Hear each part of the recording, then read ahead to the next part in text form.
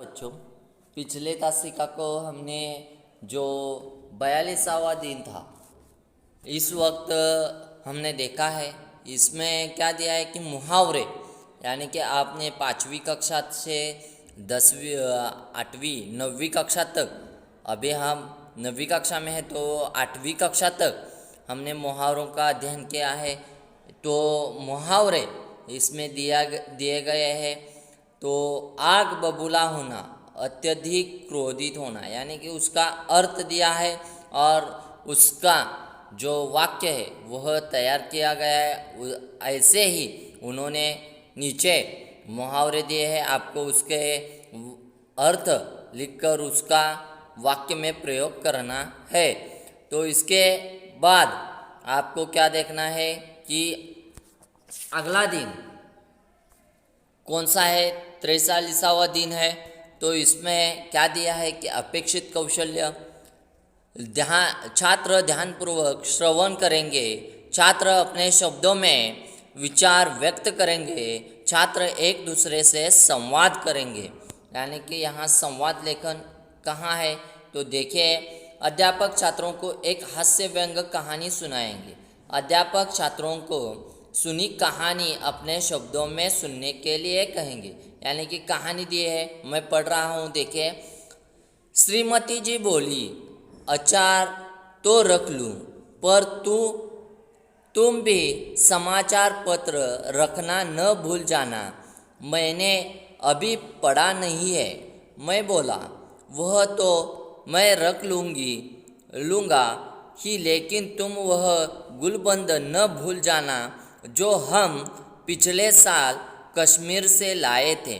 जुहू पर बड़ी सर्द हवा चलती है। गुलबंद तो रख लूँगी, लेकिन न तुम कहीं वैदिक सूट रखना न भूल जाना, नहीं तो नहाना घर रह जाएगा। और तुम कहीं रबर कैप भूल गई तो गजब हो जाएगा।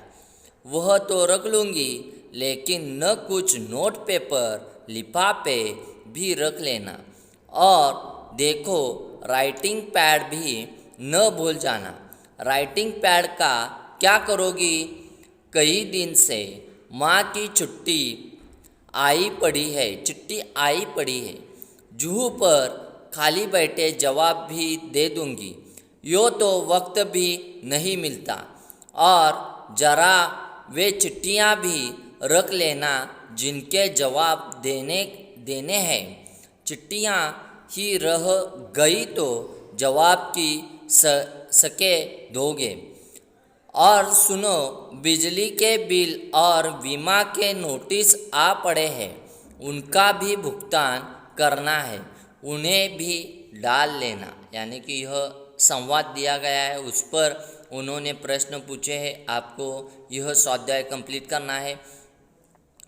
इसके आगे एक पैराग्राफ दिया है, एक कथा दी है। एक किसान के पास एक गधा था। वह किसान अपने गधे से सारा काम लिया करता था।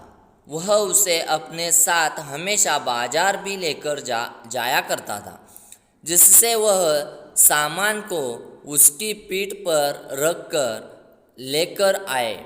किसान जब भी अपने खेत पर जाता था, अपने गधे को भी साथ लेकर जाया करता था, क्योंकि वह उस गधे से सभी कार्य को करवाया था। लेकिन गधा सोचता था कि है, किसान मुझे खाने को ज़्यादा नहीं देता है, लेकिन मुझसे बहुत ज़्यादा काम करवाता है, जिससे मेरे शरीर में भी दिक्कतें आनी शुरू हो गई है। एक दिन वह किसान बाजार जाने के लिए तैयार हो रहा था। तभी उसने अपने गधे को खड़ा किया और उस पर सामान रखने लगा। तभी सामान रखते ही गधा नीचे बैठ गया। गधा समझ चुका था कि अगर मैं रोज़ रोज़ काम कर जाऊंगा तो यह मुझे बहुत ही कमज़ोर बना देगा, जिससे मुझे आगे चलने में भी परेशानी होगी। इसलिए गधा चलने को तैयार नहीं था। किसान ने सोचा यह गधा आज काम पर क्यों नहीं जा रहा है। अगर यह नहीं जाएगा तो मैं सामान को कैसे लेकर आऊँगा। यह कथा दी गई है, इसमें प्रश्न पूछे गए हैं, आपको यह छुड़वाने हैं। अभ्यास, प्राकृतिक संसाधन मानव के लिए वरदान, इस विषय पर आपने विचार लिखे। मराठी समाचार पत्र या बाल पत्रिका के किसी परिच्छेद का हिंदी में अनुवाद करें। अनुवाद यानी कि मैंने बताया है कि उसका ट्रांसलेशन म्हणजे भाषांतरण करना है। अध्यापक सड़क सुरक्षा सप्ताह के अवसर पर यातायात के नियमों की सूची तैयार करने के लिए कहेंगे। ये आपको सड़क सुरक्षा यानी कि हम गाड़ी चलाते हैं वक्त क्या क्या नियम हमें पालना है, तो इसकी सूची हमें तैयार करनी है। इसके बाद तुम रेडियो, दूरदर्शन या यूट्यूब पर कहानियाँ सुन सकते हो और सुना सकते हो। इसके बाद जो अगला दिन है यह हम देखने वाले हैं 34वां दिन है। तो श्रवण, भाषण, संभाषण यानी कि छात्र स्मरण सुनाने में रुचि लेंगे। छात्र पढ़ी हुई सामग्री पर चर्चा करेंगे। सहमति असहमति प्रकट करेंगे यानी कि गद्य का विषय है यहाँ। आओ पता करें यानी कि यहाँ एक परिच्छेद दिया है। देखिए, रजा साहब अपने धर्म के साथ साथ उतने ही हिंदू और ईसाई भी थे। उन्होंने स्टूडियो में गणपति की मूर्ति, क्रॉस, बाइबल, गीता, कुरान, उनकी माँ का एक फ़ोटो, गांधी जी की आत्मकथा व भारत से लाई हुई मोगरे की कुछ सूखी मालाएं सब एक साथ रखा था। वे गणेश को भी पूजते थे। हर रविवार को सुबह चर्च भी जाते थे। एक दिन जहांगीर आर्ट गैलरी में प्रदर्शनी देखते हुए किसी ने कहा, अरे यह तो एच रजा है। मैं एकदम सावधान हो गई क्योंकि मेरी सूची में उनका भी नाम था। मैंने उनके पास जाकर कहा, रजा साहब आपसे बात करनी है। वे देखते ही रह गए।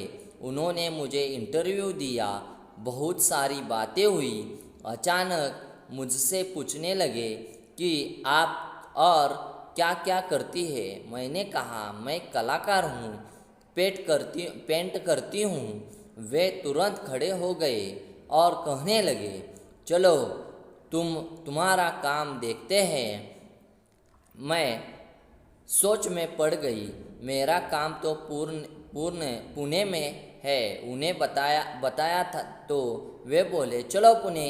ताज होटल के सामने से हमने टैक्सी ली और सीधे पुणे पहुँचे।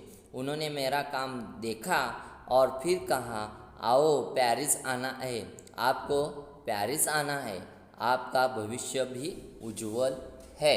यानी कि यह उन्होंने बताया है। अध्यापक कलाकारों को जीवन, इस विषय पर अपने व्यक्त विचार करने के लिए कहे। जीवन पर आपको विचार व्यक्त करने हैं। इसका स्वाध्याय उन्होंने दिया है, चर्चा करनी है। आगे का यह स्वाध्याय आपको पूरा करना है। नीचे जो 45वां दिन है उसका कल के तासिका को हम अध्ययन करेंगे। आज हम यहाँ पर रुकते हैं। धन्यवाद।